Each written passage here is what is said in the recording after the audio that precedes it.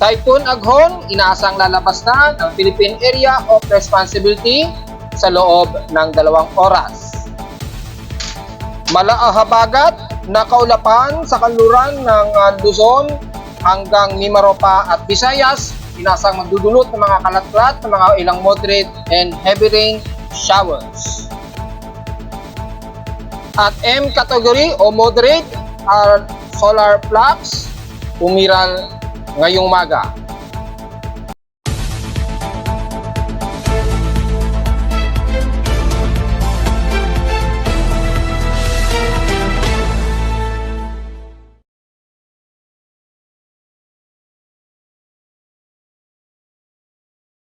Hello, good morning mga folks. Welcome po muli sa ating daily weather bulletin at analysis para sa araw ng Miyerkules, May 29, 2024. Ang oras nating voice from umaga ay 9:31 na ng umaga. Patuloy pa rin nakakaranas ang hilagang silangan ng bansa ng mga pagkulog at pagkidlat. Madalas, cloud to ground po ang mga pagkidlat dito. So, kung maaari sa mga lalayag ngayong umaga sa may silangang bahagi ng Northern Luzon, ingat po dahil napaka-violent po ng mga pagkulog at pagkidlat na umiiral ngayong umaga dyan sa baybayin ng Northeastern Luzon. Samantala, nakakaranas ng mga cluster at kalat-kalat na pag-ulan. May mga ilang moderate heavy rain showers dito sa may bandang timog kanluran bahagi ng Luzon. Kasama na ang buong Mimaropa at ilang bahagi ng west portions ng Visayas at Mindanao dahil nga po sa umiiral pa rin na southwesterly wind flow na maalahabagat ang umiiral ngayon dyan. Kahit na wala pa tayong habagat, southwesterly wind flow lamang ay nagdudulot na po ng mga naiipong water vapor dyan at nagdulot po ng mga ilang kalat-kat na malalakasang ulan. So, may mga hindi inasahang magkakaroon tayo ng isolated rain showers, maging dyan sa bahagi ng Batangas at ilang parte ng Metro Manila anytime at ilang bahagi ng Calabarzon area. Sa current conditions, overcast, gloomy, haze po tayo at mostly cloudy at medyo windy pa rin tayo. Nasa may mga mangilan-gilan pa rin gusty winds na medyo umiiral ngayong umaga. Pero hindi gaya kahapon, medyo mas kalmado na ito ngayon dahil halos malayong-malayo na at lalabas na nga po ng Philippine Area of Responsibility itong si Typhoon Aghon. So mostly cloudy pa rin tayo ngayon at inaasahan na nakakaranas na tayo ng medyo maaraw at medyo umaalinsangan na temperatura sa paligid. Nagkakaroon lang ng medyo gloomy ang paligid kaya medyo kontronado ang daloy ng ating temperatura at medyo wala pa tayong easterly. So yun ang kagandahan nun mga folks. Medyo air temperature lamang ang kadalasan nating mararamdaman. Pero yung easterlies, medyo hindi masyado mararamdaman sa bansa. Medyo sa may bandang southeast lang ng bansa natin. Medyo may bahagyang umiiral dyan na easterlies kaya mataas ang heat index ng mga ilang lugar dyan. Sa lowest temperature na itala, naki-weather station kaninang 2:43 AM, nakapagtala kami ng lowest of 26.2 degrees Celsius. Kaninang 2:43 AM ng madaling araw. At kahapon nakapagtala kami ng katamtaman lamang na temperatura, highest temperature of 32.4 degrees Celsius. Kahapon ito ng umaga at 10:02 AM. Ibig sabihin, mababa pa rin ang inasa namin heat index na nasa 46.3 degrees Celsius lamang ang highest temperature sa amin. Pero kung tatabi sa heat index ni Pag-asa, nangunguna pa rin malamang ang DNS Samar na patuloy sa may pinakamataas na heat index na umabot pa rin o naglalaro sa 55 degrees Celsius. Pinakamataas pa rin to sa buong bansa at maging sa amin sa Caloocan na higitan pa. At pumangalawa naman dito ang may 48 degrees Celsius dyan sa Sangley Point, Cavite. At dito sa may bandang Vera, Catanduanes. Yan, dalawang may 48 degrees Celsius. At pumangatlo na ang may tig 46 degrees Celsius ang Butuan, Agusan del Norte. At kasabay na rin, kung may kasabayan siya na 46 degrees Celsius, mukhang wala na po. And the rest ay 44 degrees Celsius na. Mukhang walang 45 degrees Celsius pababa. So, pumangatlo ang Butuan na may 46 degrees Celsius. And the rest, tingnan nyo na lamang sa webpage ni Pag-asa o dito sa aking webpage para sa the rest ng 44 degrees Celsius pababa. Samantala sa PH Extremes in past 24 hours, nanguna naman ang Butuan sa may grabing init na maabot ng 37 degrees Celsius ang kanilang temperatura dyan. Sa Baguio City naman ay nasa 18.8 degrees Celsius na almost stationary pa rin ang lowest temperature sa bansa. At sa Iloilo naman ang barte ng Dipolog ang nasa 41 millimeters na total rainfall. Kahapon nakapagtala kami ng total of 1.5 mm lamang na ulan at kaninang madaling araw, ng bandang alas 2 na madaling araw ay inulan kami sa Caloocan na tumotal ng 4.2 millimeters na total rainfall. Samantala, bago tayo tumungo sa iba pang detalye ay meron tayong space weather status. Bagat moderate ito, so hindi masyado gaano apektado ang ating magnetosphere. Una sa ating KP index sa breakdown for forecast in 3 days ay nasa naman na hanggang unsettled at posibleng mabot ng active of KP4 index ang magaganap na geomagnetic event ngayong araw. So, gaya lang ng dati, ay medyo makakaranas lamang tayo ng ilang polar dislocation at ilang geomagnetic field. Siyempre, maapektuhan dito ang ating deabsorption at radio transmission. So, mataas ang inaasang radio blackout at R1 o possible, moderate, at posibleng magkaroon pa ng R3, depende sa magiging sitwasyon ng forecast. Nasa 60% po ang inaasahan nito sa loob ng 3 araw hanggang sa huling araw na po yan ng May 2024. So, kasalukuyan meron po tayong geomagnetic solar flare na tumama sa Earth pero moderate lamang ito. Yan, base sa ating solar X-ray flux event ay meron tayong moderate lamang o minor na solar flare. At nag-start ito kaninang 8:57 AM, nag-maximum ito as M1.3 kaninang 9:06 AM at nagtapos kaagad as C8.5 ng 9:12 AM. So, medyo minor lamang ito at wala namang bumagsak din kaagad o kumalma din kaagad. Pero may mga ilang saglitan na aasahan na radio interruption. Apektado so far ang Mid-Pacific pero bahagya lamang o mga ilang moderate lamang ang ionospheric event na maapektuhan. So hindi masyado malakas. At sa forecast ng solar wind ay baka sa unang linggo pa ng June magkakaroon tayo ng posibleng paglakas ng solar wind na posibleng lumagpas ng 300 km a second. So ngayon hanggang huling araw ng May mukhang kalmado naman ang ating solar wind at sunspot event. Dahil kung titingnan naman natin sa actual ay medyo mayroong cluster na naman ng sunspots na tumututok na naman sa Earth. Ito ay ang AR3695 at AR3691. So malalakihang clusters ito ng mga sunspot. So anytime posible na naman tayo magkaroon ng mga sunod-sunod na geomagnetic at solar X-ray flux dahil kung matatandaan ninyo nung isang araw, nagkaroon pa tayo ng X-flare class na umabot ng X2.8 nitong May 27. So, malamang ay dahil yan dito sa cluster ng AR3691 o 3695. At anytime, pwede ulit mangyari yan. So, take note yan mga folks. At mapapasin natin, since kahapon, bahagyang nag-flux din o nag-fluctuate yung solar photon flux. Pero saglitan lamang ito at kumalma din kaagad. So, take note yan. At asahan na naman natin na magkakaroon tayo ng H-parallel or earthward magnetosphere distortion. So, sa ngayon, medyo hindi pa. Unti-unti lamang siguro yung mararamdaman once na nag-arrive na po sa Earth.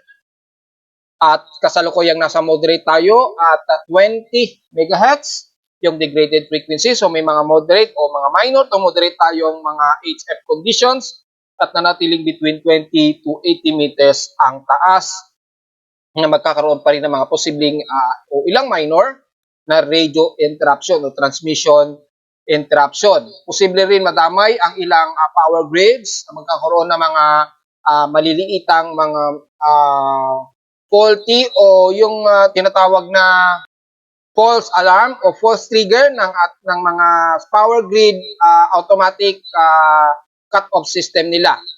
So, paki-reset na lamang kung biglang pumitik yun at mag-cut off. Samantala, nasa 72% ang ating relative humidity kasalukuyan ayon sa aking weather station sa Caloocan at bumaba ito ng 4% since last hour. Nanatiling thunderstormy tayo at 1,007 hectopascals and steady ito since last hour. Well, makikita naman natin sa ating lightning detection system na maaabot pa rin ng mahigit 55 lightning strikes pa rin according sa aking lightning detection system. So patuloy ang mga pagkulog at pagkidlat at sa kalupaan ng bansa ay meron dyan sa may bandang Isabela, bandang Palanan, sa may Mimaropa, yan, bandang Coron, Palawan area, sa may silangan naman ng Bicol region sa may bandang Catanduanes. So ingat na lamang po, wag masyadong mag-expose dahil baka pagkaroon ng biglaang pagkidlat at baka may tamaan. Ingat na lamang po mga folks. Dahil thunderstormy po tayo ngayong araw hanggang sa magtapos na ang araw ng May 2024 na po yan mga folks. So take note yan. Sa high tide and low tide status, kasalukuyang katamtaman na magmo-moderate to high tide po tayo. May 3 hours and 21 minutes pa po to maximum high tide o 1:03 p.m.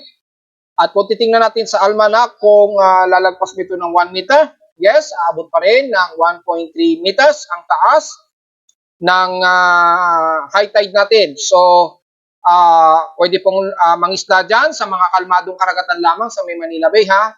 At ingat pa rin sa medyo may pagbugso pa rin ng hangin just in case. Pagamat posibleng hindi nakataas ang ating gale warning, pwede namang mangisda ngayon dyan sa pangpang ng Manila Bay at pangpang ng Cavite area.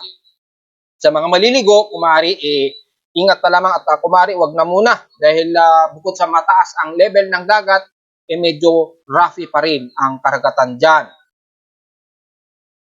Sa ating almanak, sumikat ang haring araw kaninang 5:25 AM at inasang lulubog ito mamayang 6:21 PM.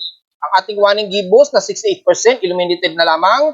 Sisikat naman ito mamayang gabi o maghahating gabi at 11:35 PM at lulubog naman ito kinabukasan na ng umaga at 10:25 AM. At sa ating local weather outlook para ngayong Miyerkules at Huwebes, magiging partly cloudy pa rin ang ating maghapon at syempre may mga pagkulog at pagkidlat at 100% chance daw na uulanin which is naganap nga po kaninang madaling araw. At inasahan niyan sa maghapon, posible pa rin ang pagpasok ng isolated rain shower sa Metro Manila o Karatig, Metro Manila. Bukas ganun din, maulap ang ating himpapuid maghapon at mga localized thunderstorms pa rin. Sa 74% ang aabutin at tsansa ng uulanin bukas. So hanggang bukas po, magkakaroon tayo ng patuloy pa rin ng mga isolated rain showers na may pagkulog at pagkidlat. Ayon naman sa local weather advisory, kaninang madaling araw na data, ay namataan nila ang sentro ng mata ni Typhoon Agon o Aghon, international name Eminyar, ay estimated namataan nila ito sa 850 km east-northeast ng northern Luzon na. Napakalayo na nito. At palabas na nga po ito ng Philippine Area of Responsibility mayamayang konti. May maximum sustained wind na 130 km per hour malapit sa gitna at bugso maabot ng 160 km per hour.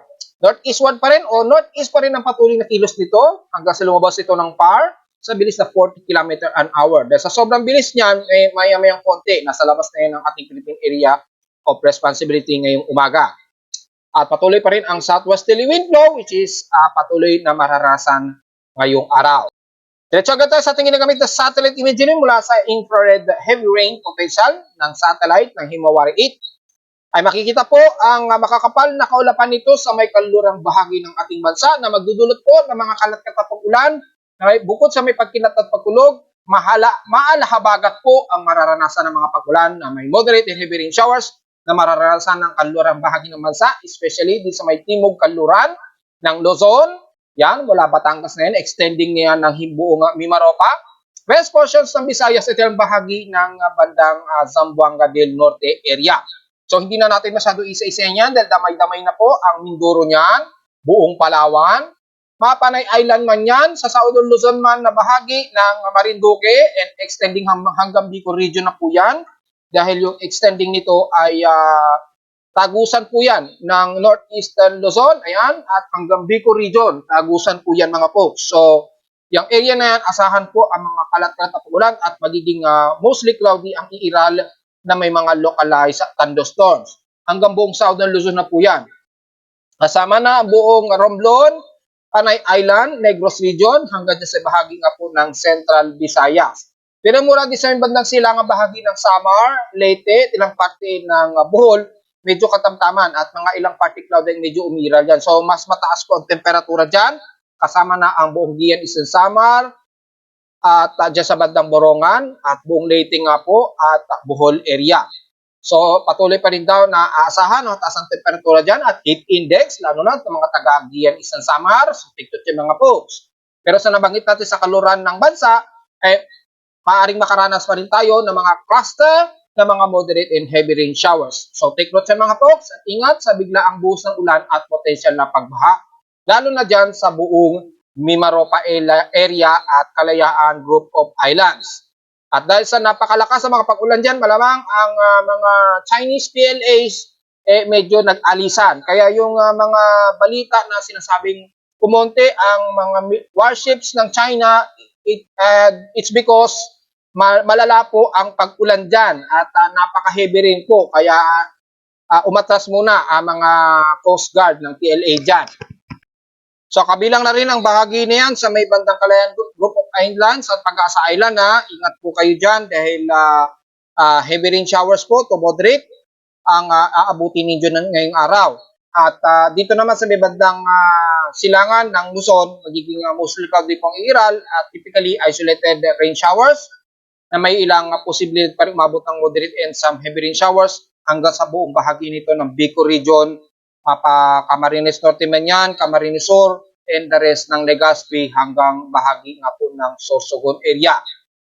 At mula naman sa bahagi ng Mindanao ay ang Zamboanga Peninsula, makakaranas kayo ng mga ilang overcast and gloomy pa yan, kayo dyan. At ang Zamboanga del Norte, medyo makakaranas din kayo ng mga kalat-kalat na pag-ulan na may ilang some moderate rain showers ang maaaring umabot sa inyo dyan. So typically isolated, depende sa daloy nito ng southwesterly wind flow, pero mas katamtaman naman ang magiging panahon ninyo dyan. Lalo na dito sa may bandang papasok na ito ng area ng BARMM. At kung titingnan natin sa water vapor, ay napakalawak po ng water vapor na lumalagpas po ng more than 50 mm ang water accumulated ng buong bahagi nito ng southwestern Luzon, ilang bahagi ng southern Luzon area at west portions ng Visayas. So malinaw po na potentially uulanin tayo ng mga ilang moderate and heavy rain showers ngayong maghapon. Maliban na lamang sa bahagi nito ng Mindanao, kaya nga po na sinabi ko, mula BARMM at Sorsogon, medyo katamtaman naman ang magiging panahon ninyo dyan. Partly cloudy, ang mostly naiira sa inyo at manguna ang medyo humid at malisangang panahon. Kabilang na ang buong Sorsogon area, Davao del Sur, and the rest ng central ng Mindanao, ng Bukidnon, and the rest ng Davao de Oro at ilang bahagi ng Lanao del Sur. Pero sa may silangang bahagi ng Mindanao, hanggang dyan sa may bahagi nga po ng Surigao del Norte, katamtaman din nalagay ng panahon sa inyo dyan. At medyo may easterlies po na umiirad sa parte na yan. Kaya medyo mas mainit ang temperatura sa area ng pagitan po ng southeastern Visayas at bahagi ng northeastern Mindanao sa may Surigao. So medyo mas mainit ang temperatura dyan. Kabilang na ang bahagi na yan ng Butuan, pababa na po ng bandang Compostela Bari. So ingat na lamang at kung sakaling magkaroon ng isolated rain showers, typically sa hapon yan at naglalaro lamang sa 30 to 44% chance ang ulan. At mas magiging maaraw ang bahagi nga po ng Central Mindanao, pababa na yan ng Davao del Sur area. Diretso naman tayo sa ating ginagamit ng computer generated tropical cyclone sector para sa status nitong si Typhoon Ewinyar. At makikita natin, and as of 10:45 AM, ang kanyang central air pressure niya ngayon ay nasa 978 o 979 HPA o hectopascals. Ang 1-minute average wind speed na nito ay nasa 127 km per hour at bugsong maabot pa rin ng 159 km per hour. So ang 10-minute average ay pasok sa severe tropical storm category at 94 km per hour at bugsong maabot ng 170 km per hour. Northeast pa rin ang kilos nito at 35 km an hour yung movement speed niya o yung bilis ng kilos ni Typhoon Aghon. So ngayon ay nasa na itong lalabas. Ngayon maya-maya konti itong Sigagon sa ating Philippine Area of Responsibility. And as of that time ay nakasalukuyang nasa distansya na 1,001 kilometer northeast o hilagang silangan ng Itbayat, Batanes. So napakalayo na ito sa bansa, pero patuloy pa rin nahahatak nito ang ating southwesterly wind flow na nagpapaulan nga po sa halos buong bahagi na ito ng Central Luzon, pababa ng Southern Luzon at Mimaropa area. At approximate siguro ang oras na inaasang lalabas ito ng PAR, ngayong oras ito, ngayong alas 10 approximate ay inaasahang nasa labas na ito ng border ng Philippine Area of Responsibility dahil yung sentro ni Aghon ay nandito na nga po. Yan, banda rito na. Yung pinaka-center eyewall niya.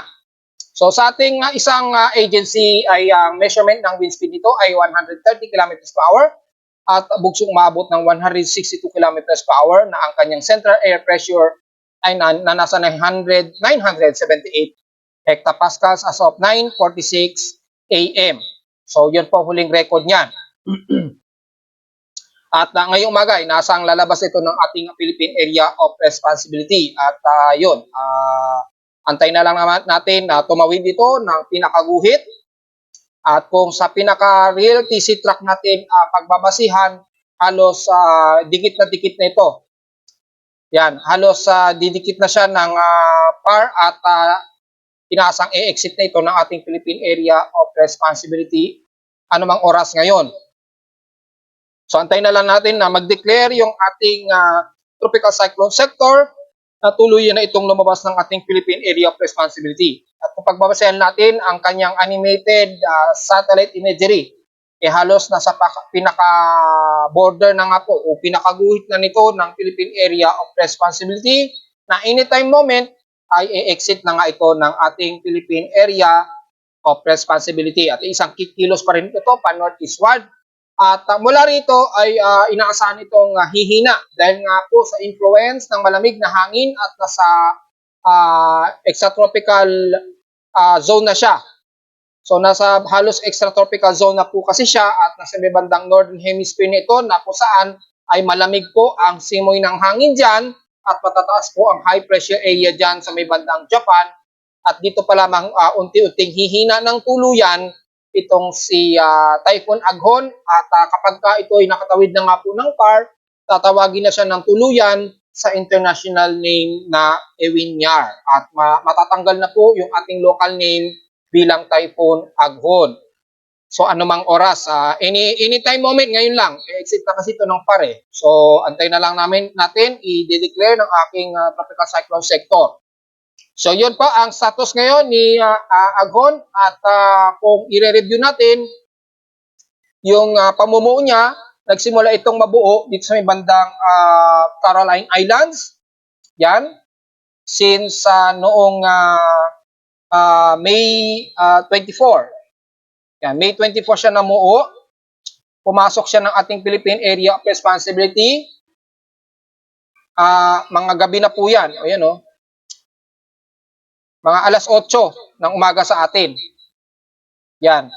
Pumasok na ang ating Philippine Area of Responsibility. At unang naglandfall siya sa may bandang Guian Eastern Samar.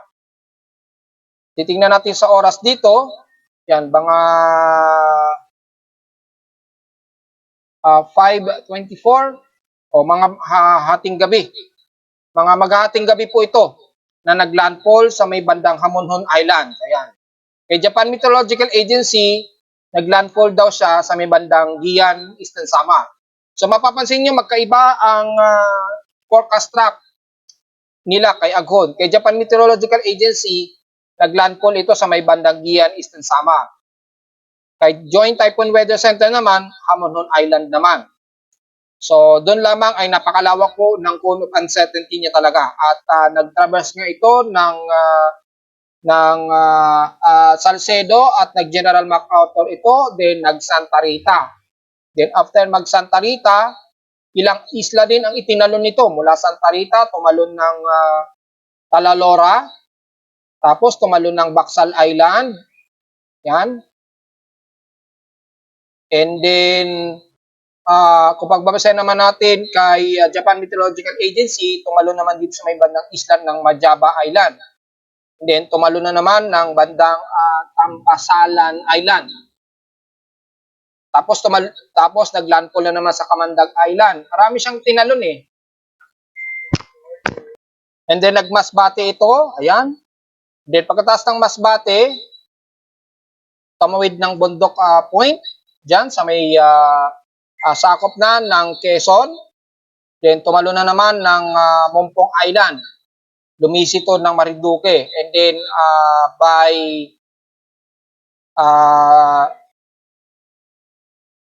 May 25, yan, May 25, tuloy na itong naglandfall sa may bandang Lucena nga po. So, ilang beses din na nagpatalon-talon ng isla ng bansa natin itong si Bagyong Aghon. Kung kumpara natin ng nakarang taon, meron din tayong nagkaroon ng typhoon category. Pero hindi naman ito naglandfall sa kalupaan ng bansa. Lumihis lamang ito. Dito lamang siya lumihis sa may bandang extreme northeastern Luzon. Pagpasok niya ng ganyan ng PAR, tapos biglang nag-recurve na kaagad yung bagyo last year. Same month din ng May. Pero dito, this time, kay Aghon, tuluyan na masyal sa kalupaan ng ating bansa. Mula Eastern Visayas hanggang dito nga po sa Calabarzon. So, mas sinulit nitong si Aghon ang kalupaan ng bansa natin. At hanggang sa nag-typhoon category na to, bago umexit o tuloy lumabas dito sa kalupaan ng Calabarzon. At habang nasa karagatan ito ng Philippine Sea, ng Dagat Pasipiko, ay tuluyan itong naging typhoon category. At kung pagbabasahin natin dito kay Japan Meteorological Agency, May 27 ito naging typhoon category. So medyo late na silang nag-typhoon category. Hindi gaya sa ating tropical cyclone assessment ay dito pa lamang sa bahagi nito ng Patnanungan ay naging typhoon category na po itong si Aghon. Yan, at dire-diretso na nga po siya at in-expect din natin na maging super typhoon. Pero dahil sa nagkaroon ng influence yung frontal system dito sa may Hilaga, napigilan ang pag-enhance o pag-further enhance ni Iwinyar o ni Bagyong Aghon. So nga po, yan po ang ating huling assessment kung paano namasyal itong si Bagyong Aghon sa bansa nitong huling 5 araw. Yan. So napaka precise ng kanyang pag-travel. Ayan, halos sa left angle ang kilos niya. E pagpasok niya ng Calabarzon, pumihit kaagad siya ng todo ng halos 90 degrees. Then, kumilos pa northeast. So, yan po. Ito yung kauna-unahan nating bagyo ngayong taon at kauna-unahan ding bagyo na naging typhoon category sa halos kalupaan o halos kalupaan ng ating bansa. So, kauna-unahang bagyo at kauna-unahan din nagkaroon tayo ng typhoon category ngayong taon. So, boy na mano kaagad tayo mga folks. Samantala, tingnan naman natin kung mayroong bagong pamumuo. Well, mukhang itataas ito ni Pag-asa as low pressure area sa may bandang kanluran ng extreme northern Luzon. Then medyo may anomaly dito at bumababa ang atmospheric pressure sa may bandang baybayin o karagatan nito ng Ilocos Norte, Ilocos Sur. Kanluran ito ng Ilocos Sur dito sa may bandang pagitan ng Saipan, kung nagkakamali, or ng Hong Kong. Diyan, dahil nga po sa mataas yung trough dyan, bumaba ang atmospheric pressure. Baka tawagin yung low pressure area ni Pag-asa ha. So take note yan mga folks. Pero sa posibleng may pamumuo, kasunod ni Aghon, ay sa ngayon ay wala naman tayong nakikitaan pa. At ganun din sa ating global spectral model ay so far ay wala naman tayong namamataan sa loob ng 3 hanggang 5 araw nga po. So baka sa papasok na ang month of June, mukhang wala pa naman tayong namamataan na kasunod ni Aghon. So wala tayong magiging comment dyan, pero expected sa unang linggo nga po ng June ay expected very improved na ang intertropical convergence zone dito sa may bahagi nga po ng silangan ng Mindanao ha. So very improved na po sa unang linggo ng June ha. So alam na natin o asahan na natin ang magkakasunod-sunod na may mga mabubuo diyang mga trough, low pressure area anytime, at kapag kumagat ay maaaring magkaroon pa tayo ng kasunod na pamumuo ng active low pressure area. So medyo abang-abang na lamang uli mga folks. Sa main sea level pressure, so far kalmado naman at wala naman tayong nakikitaan, pero dahil sa influence ng ITCZ, anytime ay meron na lamang diyang mabubuo mga folks. So medyo bantay-bantay pa rin tayo mga folks. Hanggang sa loob na 5 araw, wala naman tayong anomaly na mamamataan maging sa ating wind shear. Kung titingnan natin kung may favorable, may mga ilang favorable po sa may silangan ng Mindanao. Well, epekto yan ng ITCZ, so medyo bantayan na lang natin. Bagamat wala naman tayong nakikita na anumang anomaly sa ngayon, so medyo kalmado pa. Wala pang convection tayong nakikitaan sa pagitan ng intertropical convergence zone line. So medyo magulo pa ang kontrahangin at convergence, so wala pang masyadong convective circulation sa area na yan. Sa mga iba't ibang mga computer models, wala rin tayong nakikitaan. Sa ngayon, medyo kalmado pa ang forecast na ito. Hanggang sa unang linggo nga po ito ng June 2024 na po. So, abang-abang na lamang sa mga susunod na updates just in case meron tayong namataan na panibagong posibleng invest sa unang linggo ng June. Sa pag-alon po, medyo tumataas ang bahagi nito ng kalurang bahagi ng Luzon. Pero sa ngayon ay kalmado naman. Pero sa susunod na 24 oras ay maaaring tumaas hanggang 1.25 meters dyan sa may bandang kaluran ng Northern Luzon. So sa ngayon, medyo okay pa, pwede pa lumayag ang ating mga malilit na mangingisda dyan. Be watch out na lang sa biglaang bugso ng hangin, lalo na sa kaluran dahil may namumuo tayong trough dyan dahil sa patuloy na southwesterlies wind flow. Sa may silangan naman ng bansa, mukhang kalmado naman, so wala tayong magiging problema dyan. Ingat na lamang sa mga pagtulog at pagkidnat, lalo na sa may extreme northeastern Luzon area. Dahil mga violent thunderstorm po ang umiiral ngayon dyan, delikado po sa ating mga mangingisda. So sa ating General Flood Advisory mula sa Data PZ Pag-asa, ay inasahan nga natin na nakataas ang flood warning sa halos buong Mimaropa area. Mula Mindoro o Oriental, Mindoro hanggang buong bahagi nga po ng Palawan nakataas daw sa red flood warning. Moderate naman sa buong bahagi ng Ilocos Norte, Ilocos Sur, kabilang na ang La Union, Pangasinan at Zambales. Puro baybay nito at west portions po ito ng area na aking binanggit. Dahil nga po sa nasasabi nga natin na patuloy dito na uma-accumulate ang mataas na water vapor at moderate to heavy rain and violent rain showers po ang unti-unti namumuo dyan dahil sa combination ng frontal system dito na nag-accumulate kasabay ng southwesterly wind flow at bumababa na po yung atmospheric pressure sa area na to. So, posibleng tawagin yan na low pressure area ni Pag-asa. Pero sa mga international weather agencies, very insignificant yan as active low pressure area ha. So, at least meron na kayong idea mga folks. Samantala, sa ating monthly dam level sa bansa, tingnan natin yung status ni Angat at Magat Dam. Medyo wavy ang sitwasyon kay Magat Dam. Yan, kung tingnan natin, nagre-recover siya since nitong May 22, and then dumaos siya simula May 24 hanggang May 28 kahapon. Tapos constant siyang nasa 176.38. So tingnan natin mga folks kung mag-update yan ngayon at ngayong araw ay so far kay Angat Dam ay nasa 179.91 ngayon ang water level nito. At kahapon ay nasa 179.94, so medyo nababawasan pa rin. Pero mabagal ang pagdaos-dos niya dahil sa medyo mataas pa ang nadagdagan sa kanya. Pero unti-unti na namang dumadaos-dos ang water level ni Angat Dam. So lumalabas hindi sapat ang naging pag-ulan mga folks. Baka bumalik na naman sa negative 4 meters ang magiging kakulangan sa critical level ng tubig ni Angat Dam. So take note siya mga folks at so far ay constant pa po ang lagay nito. At kung titingnan natin medyo ilang metro lamang ang nabawas sa kanya o halos kung titingnan natin kung ilan ang nabawasan dito, 0.03 meters lamang ang nabawas. So medyo naglalaban pa yung pagdaos-dus nito. Well, hopefully wag na natin antayin pa na magdaos-dus na naman yan dahil napakakulang pa po siya ng mahigit sa negative 3 meters ang water level kay Angat Dam. So, crisis pa rin o critical level pa rin ang level niya hanggat kulang pa at hindi pa sapat ang naging pag-ulan. So, ulit lindol, so far wala naman tayong namataan na malalakas ang paglindol.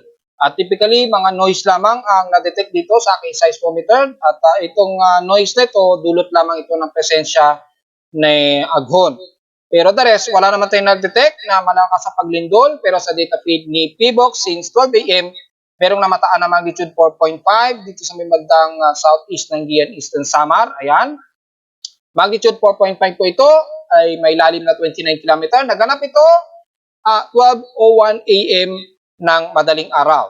So, yun lamang po at so far wala naman naging kasunod sa kanya na malakas ang paglindol at medyo konti-konti pa lamang ang namataan ng mga paglindol since kaninang hating gabi po. At kung titingnan natin yung total historical earthquakes natin dahil nalagpasan na po ang total earthquakes last month. Yan.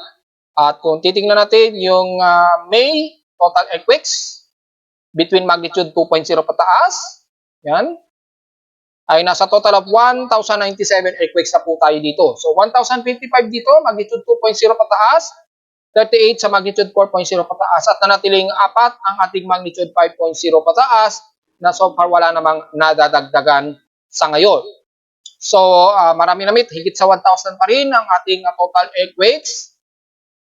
At naungusan din ito ang month of April 2024 mga folks. Marami-rami na. At tingnan natin kung hihigit pa yan sa 1,100 na total earthquakes mga folks. At narito naman ating 3-day 2-day weather forecast para sa huling araw ng Miyerkules ng month of May 29, 2024.